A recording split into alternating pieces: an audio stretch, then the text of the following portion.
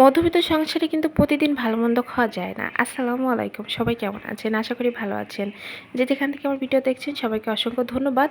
আজকে কিন্তু আমি রান্না করেছি পটল আর হচ্ছে যে কাঁঠালের আটি দিয়ে আর বরবটি ভাজি। এই যে আমি সকাল সকাল উঠে আগে কিন্তু ডিম পোস্ট করেছি, তারপর হচ্ছে রুটি সেঁকেছি। সাহিল খেতে পছন্দ করে, সকালে এত জোর করি যে একটু ভাত খাওয়ানোর জন্য, কিন্তু কোনো রকমই খাবে না। কিছু করার নেই, যেটা খেতে চাই বাচ্চাদের সেটাই খাওয়ানোই উচিত। একদম ওর বাবার মতো হয়েছে, নাস্তা করতে চাই। তো আমি চেষ্টা করি ওরা একটু ভাত খাওয়ানোর জন্য, কিন্তু কোনো রকম খেতে চায় না। আর খেতে চাইলেও কিন্তু 11টা বাজবে তখন ভাত খাবে।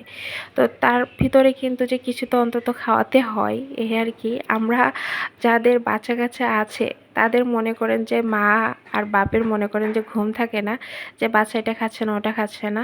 তো আমার ক্ষেত্রে হচ্ছে তাই। তো আমার ছেলেটা তেমন কিছু খেতে চায় না, ওর পিছনে সময়টা চলে যায়। এটা ওটা খাওয়ানোর জন্য পিছনে সবসময় লেগেই থাকি না। এই যে আমি কিন্তু গুছিয়ে রান্নাটা করতে চলে আসলাম রান্নাঘরে। কথা বলতে বলতে অনেক কথা বলে ফেলেছি। তো যাই হোক, আমি কিন্তু পটলটা হচ্ছে কেটে কুটে নিয়ে আসছিলাম, তারপর সব কিছু গুছিয়ে তারপর রান্নাটা করছি। আজকে কিন্তু আমি কিন্তু সবসময় ভেজে এভাবে কিন্তু হচ্ছে পটল দিয়ে ডিম রান্না করি, এটাকে করে খেতে কিন্তু বেশি ভালো লাগে। আর যে জিরা দিয়ে দিয়েছি, আজকে হচ্ছে যে একটু ভাজি ভুজি করব। আর কাঁঠালের বিচি দিয়ে বরবটি ভাজি। এখন তো কাঁঠালের সিজন, আমাদের এখানে কিন্তু বরগুনাতে কাঁঠালের দাম অনেক বেশি। এখানে কিন্তু অত কিনে খাওয়ার মতো না। আর আমাদের অঞ্চলে কিন্তু কাঁঠালের দাম একদম সস্তা।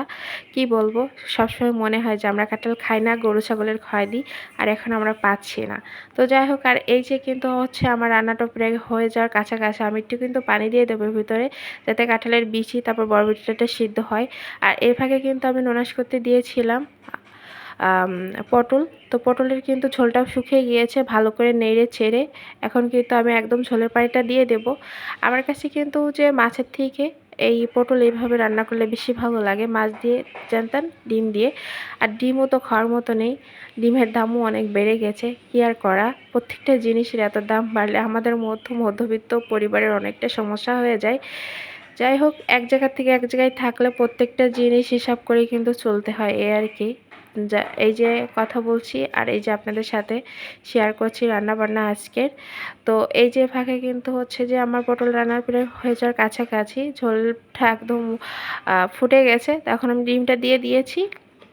দিয়ে দেওয়ার পরে কিছুক্ষণ জাল করে আমি এটা নামিয়ে নেব, কারণ বেশি কিছু রান্না করব না। সবজিতে হাত দেওয়ার মতো নেই, এত পরিমাণ দাম। আর এই জায়গাটা কিন্তু হচ্ছে যে আমার বরবটি আর কাঁঠালের আটিতে ভাজা প্রায় হয়ে গেছে। আর দেখতে পাচ্ছেন কত সুন্দর হয়েছে।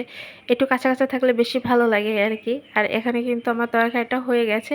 এখন নামিয়ে একটু জিরা গুঁড়া অথবা একটু মশলার গুঁড়া ছিটিয়ে দিলেই কিন্তু হয়ে যাবে। আর আমি কিন্তু আজকে কাঁচামরিচ আর শুকনো মরিচ মিক্স করে রান্না করেছিলাম। যাই হোক, ভালো থাকবেন, আল্লাহ হাফেজ।